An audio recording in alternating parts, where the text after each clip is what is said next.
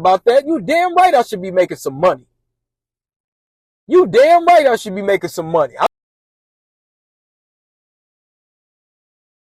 not a nonprofit. All of these nonprofits in Minneapolis make money. Don't never think that they do.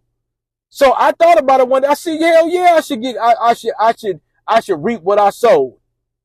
It took me a long time, y'all, to really get to that point where I didn't feel guilty about it. Of something that I earned. It took me a minute to get up and say, you know what? I done put in all the work. You got all these D.I., Jesse Jackson, Al Sharpton Negroes. They've been stripping and leeching and sea lampreying using amphibious slimy assault tactics for 4 or 5 decades. And they shame you if you don't support them. And I can't get a couple bucks for me doing some real deal Holyfield and ain't never cut nobody's throat. I said, hell no, I ain't about to feel bad about that. You damn right I'm about to get some money. And if I get more views with this YouTube shit, I want some more damn money. And I could take it and I could help some more black folks out. I said, yeah, that's what I'm going to do. And I could create more books. And I could hire more black folk to do art design and covers and editing and all that kind of stuff. I hired a lot of people on my second book. Y'all don't know how many hours and how many people that I hired. Like my homie D.O.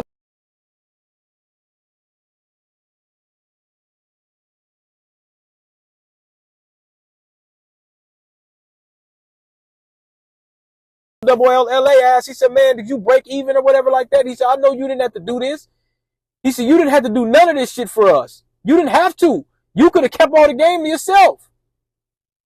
And I said, well, bro, you know, I didn't think when I was making it that I was going to make any money. That wasn't really the goal. But he's like, well, you wouldn't mind. I said, you damn right. And it took me a long time to say that to myself. It took me a while.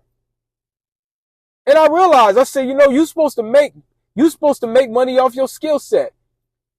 You got all of these webinars, these multi-million-dollar webinars. I just got on a pyramid call the other day or some kind of, they got all kind of stuff that people be out here. Join this, join that, join this. You invest your money into something. You don't know it's going to come. You do what I tell you in those books. Everybody that has done it has went and did it because it's not hard to do. Now the economy's different. The economy is an MFer right now. So it's a little different, but I'm just saying my ideology stands on how to do it because I did it and a bunch of other people did it.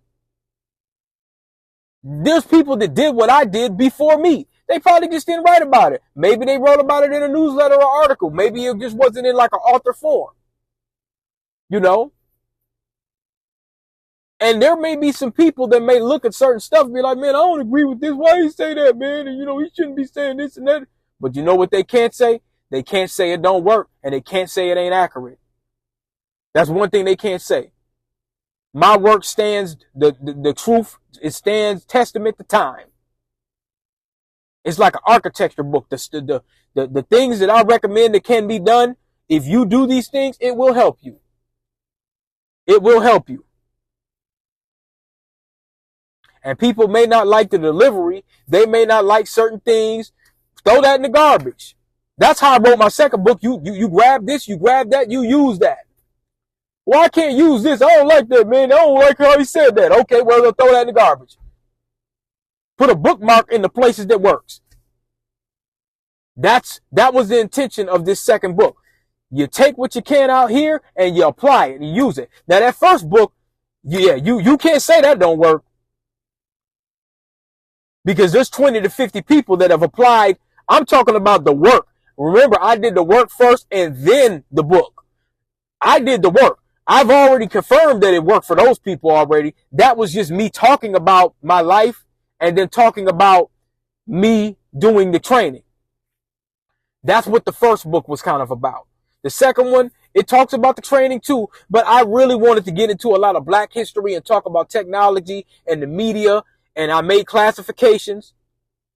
It's some real ends. It's some Sambos. It's some race soldiers that are all on this thing right here. That's why I make so many references to all those classifications of people. I almost try to do it like a psychiatrist or whatever like that. So, you know, you might be able to use that. I'm quite sure you run into people like that. You go back into the end of the book, you ran into people like that. You got some family members like that. So, you know, I wanted it to be a fun read. But I was frustrated at that time because I think, especially of what they call a so-called more progressive city like Minneapolis, I just think that since we're the consumers, we should be just running a little more. But people got to want to do it. But, you know, community work is a thankless job. It's frustrating when you spend all this time and energy working on someone's resume, doing this, doing that, getting them job interviews, and sometimes they come back to you talking about, man, I'm better than that. Nigga, you ain't never had a job in IT. Well, yeah, man, that ain't good enough for me. Nigga, you're making $12 an hour. You working at fucking Audi's or Burger King or some shit like that. This gonna pay you a couple dollars more and you'll never make that money again. You're gonna be making $25, $30, $40 an hour in a few years. That's frustrating to me. And it's offensive when people come back. I had a lot of people used to do that. A lot.